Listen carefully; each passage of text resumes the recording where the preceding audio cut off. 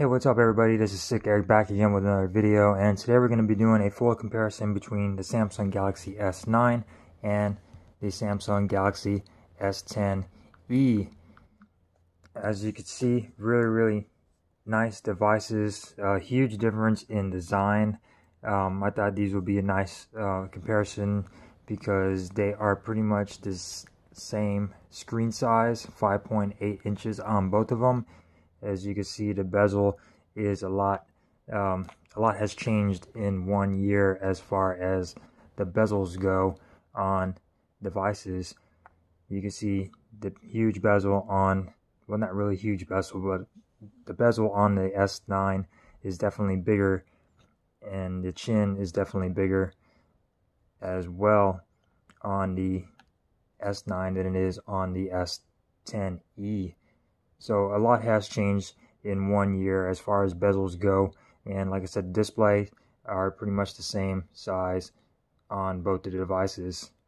So we're going to do a comparison as far as talking about the specs of each device, the looks and design, and etc. So let's go ahead and get started. So we're going to start with last year's model, which is the Galaxy S9. This is the lilac purple version. As far as the display goes, it is a Super AMOLED display, 5.8 inches with a resolution of 1440 by 2960, and you have 570 pixels per inch PPI. So it is a really nice display. Samsung never disappoints when it comes to their displays on their devices. As far as the size of it and the body goes, as far as dimensions, it is 5.8 inches tall, 2.70 inches wide, and 0.33 thick. And as far as weight goes, it is 5.75 ounces. So it's a little bit heavier than the S10e, but not by much. Just a little bit. I guess there's a little bit more glass on here and a little bit more metal, but a little bit heavier than the S10e. Right now it is running Android 9 Pie with Samsung's One UI over it, so you get all the nice settings and pretty much the same software experience as you get on the S10e when it comes down to looks and design, as you can see right there. So Samsung One UI running on the Samsung Galaxy S9.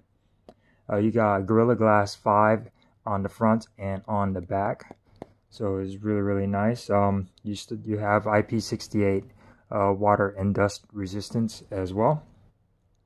You got the Snapdragon 845 on the S9 with 4 gigabytes of RAM and 64 gigs of expandable storage via micro SD card up here on top.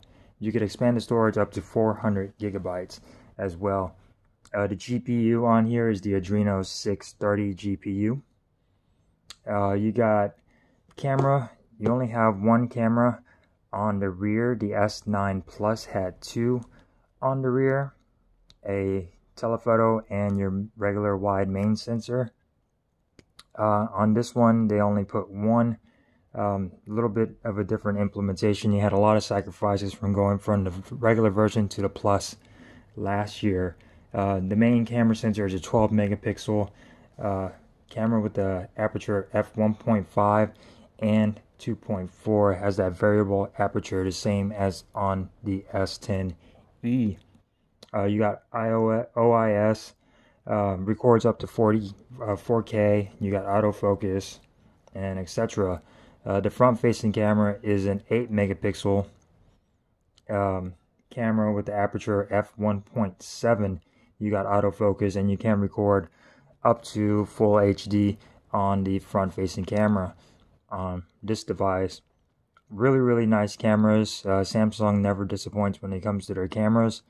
They have gotten a lot better in the past year, but like I said, you only have one camera on the S9 versus the 2 on the S10e. But still takes really good pictures. Night shots on here are excellent due to that variable aperture switching between 1.5 and 2.4. Sound goes, you have stereo speakers, one up here in the top earpiece, and then the speaker at the bottom. It is powered by Dolby Atmos, and you do have a 3.5 millimeter headphone jack right here at the bottom, which is slowly going away. You also have 32-bit, excuse me, 32-bit audio coming out of here as well. The battery is a 3000 milliamp hour battery with quick charge 2.0. You do have fast wired charging and fast wireless charging on here as well, so it does support wireless charging. A couple extra stuff on here. Of course, you have your fingerprint sensor is on the back from last year's model. You got your heart rate sensor over here, your flash. You got face recognition as far as unlocking your device. Uses a front-facing camera to detect your face. You have an iris scanner on here, which is no longer on the Galaxy or Samsung devices anymore. They took that away, I guess, for the in-display fingerprint sensor. As you can see it coming on right there, that is the iris scanning, the infrared. You also have a always-on display on this device. You got Bluetooth 5.0 as well, and like I said, you have Dolby Audio on this device. It came in 3 different colors last year: midnight black, coral blue, and this is the lilac purple. Really good colors. I think the colors this year are a lot better than last year. The display, of course, is excellent. It has HDR10 on here. You do have that 3D home touch button on the home. So wherever you long press, if you just push on it, you get a haptic feedback. I kind of missed that. They took that off of the new ones, I guess, because of the type of display and the in-display fingerprint sensor. But it's really nice phone. It is old compared to new phones today as far as the bezels go and the design.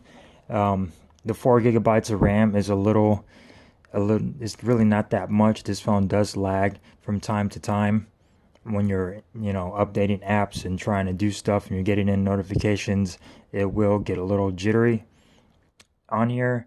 4 gigabytes is definitely not enough for the phone, for a phone nowadays. 64 gigs of storage too. Right now the base storage on most of these Samsungs is 128, so that's another thing. But you do have micro SD card expansion on this device up here at top, so you do get that. But yeah, 4 gigabytes of RAM. Snapdragon 845 is still a pretty good processor. I just wish it had a little bit more RAM on here.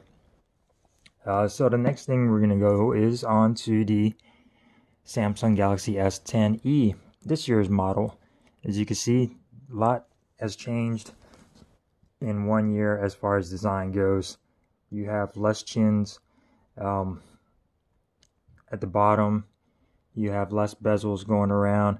The S10e does not have a curved display like the S9 does, but I kind of prefer that, especially for a smaller device. It actually feels really nice in the hand. It is definitely smaller than the S9, but it still retains the same display size. Like I said, the S9 has a little bit of a better resolution on the display. So let's go ahead and jump in to the specs for the S10e. Both of these phones offer gesture navigation due to the new Samsung One UI experience. On the S10e, we got a display of 5.8 inches, and it is a new panel, what they're calling a dynamic AMOLED panel. You got a resolution of 1080 by 2280 with a pixel density PPI of 438. It is covered in Corning Gorilla Glass 5, just like the S9. It does support HDR10 plus, so you do have a little bit more support over here for better video quality. The size of it, as far as the body goes, it is 5.60 inches tall, 2.75 wide, and 0.31 inches thin. So it is a little bit thinner than the S9 so it feels a little bit lighter and a little bit thinner. The weight is 5.29 ounces, while on the S9 is 5.75 ounces. So yeah, it is, the S9 is definitely heavier than the S10e. Gorilla Glass 5 on the front and on the back, which on the S10 regular version and the S10 Plus you have Gorilla Glass 6 on the front, I believe, or on the back, one of those. IP68 dust and water resistance as well. It is running the same OS, Android 9 Pie, with Samsung One UI on top. As you can see, they are very similar in software wise, so you're not going to lose anything. If you're coming from the S9 and you want to upgrade to the S10, it's going to feel very, very familiar for you. Snapdragon 855 over here.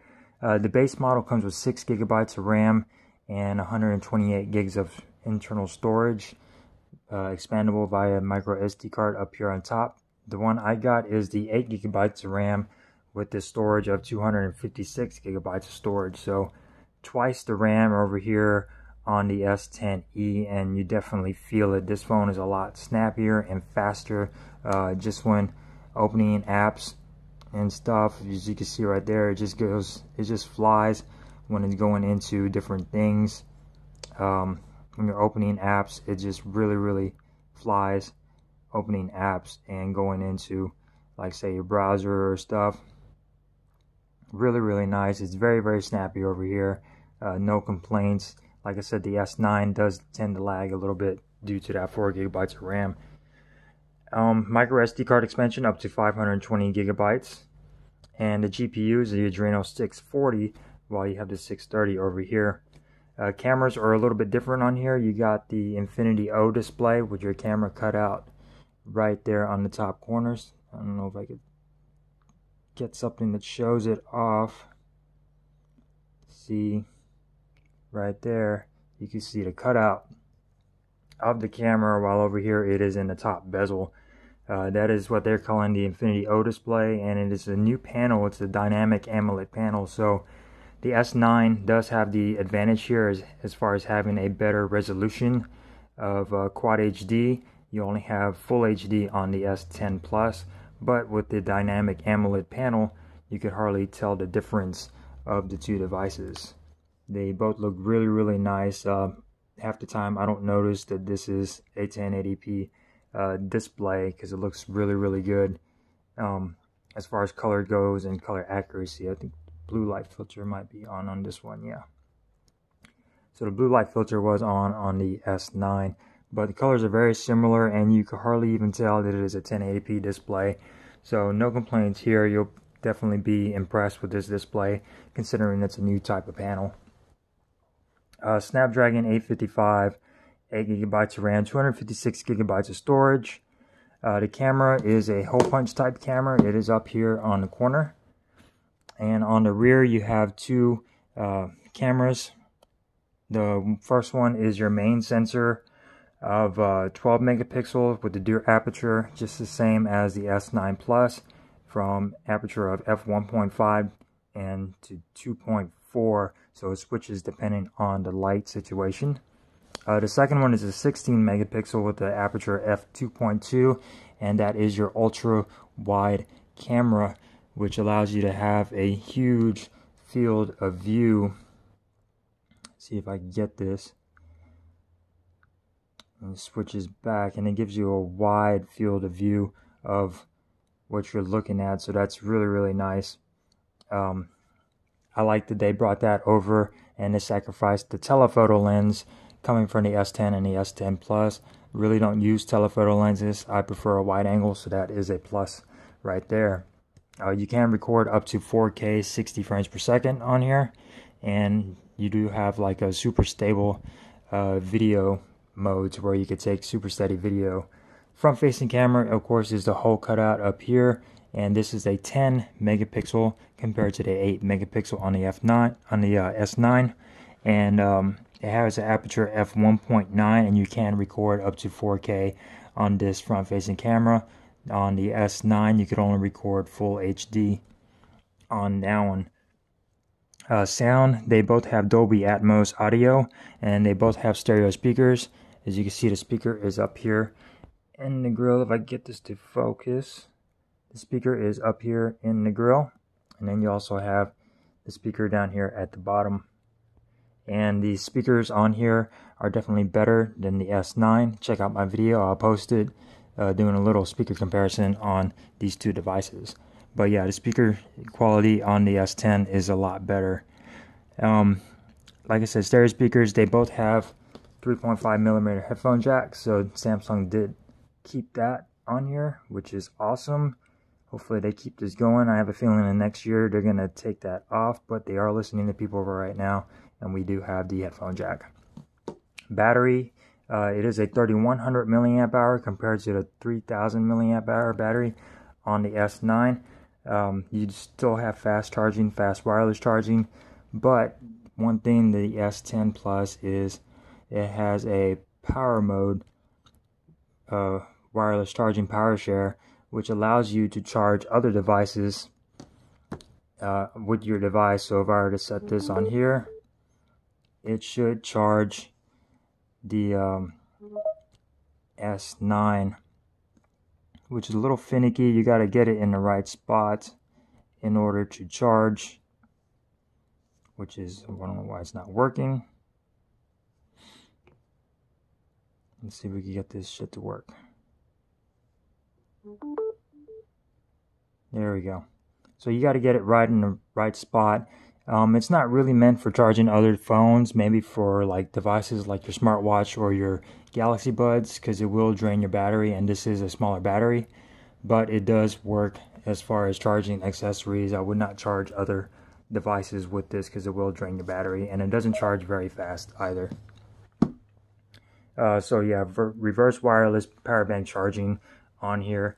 You got your fingerprint sensor over here on the side as opposed to the back, and I really don't mind it. It doubles as the power button as well, and they both are really fast.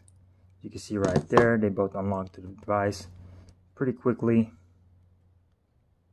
Well, the S9 is a little bit slower than the S10, but yeah, I pretty much just have to touch the S10 one.